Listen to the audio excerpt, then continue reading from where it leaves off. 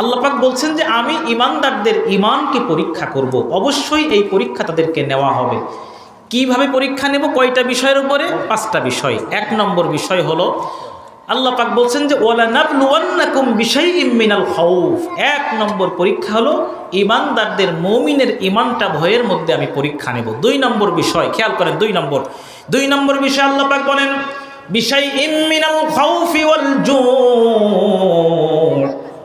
জু', দারিদ্র, ক্ষুধা, অভাবের মাধ্যমে পরীক্ষা নেব।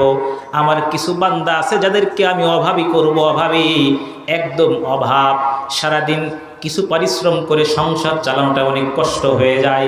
এমন কিছু অভাবী মানুষ থাকবে, অভাবী বান্দা থাকবে, যে বান্দাগুলা অভাবের মধ্যে পড়ে আমি আল্লাহকে ভুলে গেছে নাকি, এটাই তাদের জন্য আমার পক্ষ থেকে পরীক্ষা। বলেন আল্লাহু আকবার। অভাবের মধ্যে, ক্ষুধার মধ্যে আল্লাহ পাক পরীক্ষা নেবেন। আল্লাহ পাক আমাকে আপনাকে ক্ষুধার মধ্য দিয়ে পরীক্ষা নেবেন, ক্ষুধারত অবস্থায় পরীক্ষা নেবেন। বাবা, ওরে বাবা, আপনারা খুব ভালো করে শুনেছেন, কারুনের নাম শুনেছেন? কারুনের নাম ফেরাউনের একজন খুব কাছের মানুষ ছিল কারুন। এই কারুনকে আল্লাহ পাক অধিক সম্পদশালী করেছিলেন কারুনকে। কারুনের বন্ধুরা সেই সময় জবান থেকে বলতো হয়তো আল্লাহ কারুনকেই একা ভালোবাসে, আমাদেরকে মনে হয় ভালোবাসে না, আল্লাহ আমাদেরকে ভালোবাসে না, কারুনকে ভালোবাসে বিধায় কারুনকে এত সম্পদ দান করেছে। আসলে বাবা, এই সম্পদ তো আমার আপনার জন্য পরীক্ষা। আল্লাহ পাক বলেন ইন্নামা আমওয়ালুকুম ওয়া আওলাদুকুম ফিতনা। তোমাদের মাল, তোমাদের সন্তান, এগুলো তোমাদের জন্য পরীক্ষা। আমরা তো সম্পদকে পরীক্ষা হিসাবে নেই না, আমরা তো সম্পদকে সব সময় নিয়ামত হিসাবে নেই। বাবা, কারুনের অধিক সম্পদ ছিল, কারুনের বন্ধুরা তারা বলতো আল্লাহ কারুনকে ভালোবাসে, আমাদেরকে ভালোবাসে না, কারুন হয়তো সব থেকে দামি। যুগের আবর্তনে কিছু সময় পরে কারুনের সমস্ত সম্পদ এই জমিনের মধ্যে দাবিয়ে দেওয়া হয়েছিল।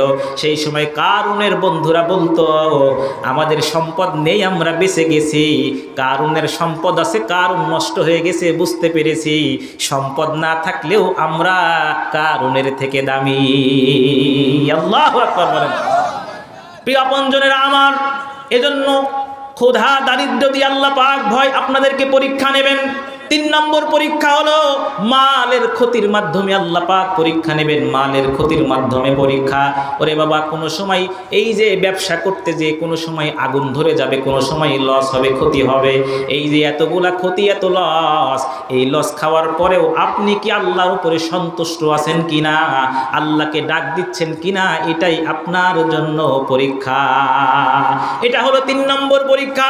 4 নম্বর পরীক্ষা আল্লাহ পাক বলেন মিনাল আমওয়ালি ওয়াল আনফুস। 4 নম্বর পরীক্ষা হলো জানের পরীক্ষা। হয়তো আপনার জীবনের পরীক্ষা হতে পারে, আপনার আপনজনের পরীক্ষা।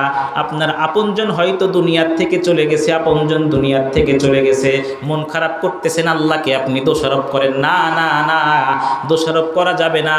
এরকম ভাবে জীবনের বিনিময়ে পরীক্ষা যিনি নিবেন তিনি কে? ওয়াল আনফুসি ওয়াস সামারাত। আল্লাহ পাক ফল ফলাদির মাধ্যমে, ধ্বংসের মাধ্যমে, ক্ষতির মাধ্যমে পরীক্ষা নেবেন। বাবা, ওরে বাবা, এই যে ফসল 1 বছরে ভুট্টা আবাদ করতে গেলে 1 বছরে 1 বিঘাতে হয় 50 মণ, আর 1 বছরে 1 বিঘাতে হয় 30 মণ, এরকম করে হয়। ভুট্টা করতে গেলে, ফল ফলাদি করতে গেলে ক্ষতি হয়। এই ক্ষতির মাধ্যমে পরীক্ষা যিনি নেন তিনি কে? তাকবীর, নারায়ে তাকবীর। মাদার হুদার পক্ষ থেকে লাল গোলাপ শুভেচ্ছা, টাঙ্গার পক্ষ থেকে মাদার হুদার পক্ষ থেকে নারায়ে তাকবীর। আলহামদুলিল্লাহ। আপনারা খুশি না বেজার? বাবা আলহামদুলিল্লাহ বলেন আলহামদুলিল্লাহ। বেশি আর লম্বায়িত নয়, তবে আমি আমার আলোচনার ফিনিশিংটা দিয়ে কথা 2-1 মিনিট কথা বলে শেষ করে দিই। বাবা, সর্বশেষ আমার কথা হচ্ছে, বাবা খেয়াল করেন, সব শেষে আমার কথা হলো এই দুনিয়ায় আমরা যারা এখনো আছি, বলেন তো আমরা কি চিরকাল থাকবো নাকি? চলে যেতে হবে না? কি বলেন, যেতে হবে না? থাকতে চাইলেও থাকা সম্ভব? কি বলেন, থাকতে পারবো আমরা? একটা সেকেন্ড, একটা মুহূর্ত কি আমরা ইচ্ছা করলে থাকতে পারবো? পৃথিবীতে এই কথাটার বিপক্ষে কেউ অবস্থান করবে না। মৃত্যু অবশ্যই হবে, অবশ্যই হবে। আমার আপনার মরণও কিন্তু বাধ্যতামূলক, অবশ্যই হবেই হবে। তবে আমি আপনি এই দুনিয়াতে কয়েকদিনের জন্য এসেছি, এই সময়টা কাজে লাগাতে হবে, ঠিক কিনা বাবা? এই সময়টা আমরা কাজে লাগাবো। হাজারো চেষ্টা করলেও দুনিয়াতে আমরা স্থায়ীভাবে থাকতে, পৃথিবীতে কেউ স্থায়ী হয় না, হোক না সে ফিরাউন কিবা নমরুদ, কেউ ভবে চিরকাল রয় না, কেউ ভবে চিরকাল রয় না। কেউ চিরকাল রয় বাবা? যেতে হয়, সব ছেড়ে যেতে হয়। মৃত্যু মানে না কোনো পরিচয়।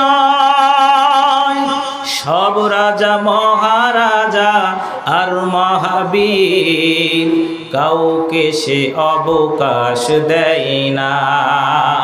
পৃথিবীতে কেউ স্থায়ী হয় না, হোক না সে ফিরাউন কিবা নমরুদ, কেউ ভবে চিরকাল রয় না, কেউ ভবে চিরকাল রয় না। কেউ চিরকাল ভবে রবে না, আমরাও চলে যাব ইনশাআল্লাহ। তবে এই যাওয়ার আগে পৃথিবীর এই সময়টা আমরা কাজে লাগাবো আল্লাহ সন্তুষ্টির জন্য, এই দুনিয়ায় থেকে পরকালীন জীবনের সঞ্চয় অর্জন করার জন্য। পারবো তো ইনশাআল্লাহ? আজকের থেকে নিয়ত করবো ইনশাআল্লাহ, এক ওয়াক্ত নামাজ বাদ দেবো না। পারবো বাবা ইনশাআল্লাহ? বলেন ইনশাআল্লাহ, বলেন। এক ওয়াক্ত নামাজ বিনা ওজরে বাদ দেবো না সামনে মাহে রমাজান আসতেছে, রমাজানের সিয়ামগুলা পরিপূর্ণরূপে আমরা আদায় করবো ইনশাআল্লাহ। বলেন ইনশাআল্লাহ। হালালকে হালাল জেনে, হারামকে হারাম মেনে আমাদের জীবন অতিবাহিত করবো। আল্লাহ কবুল করুক, বলেন আমিন।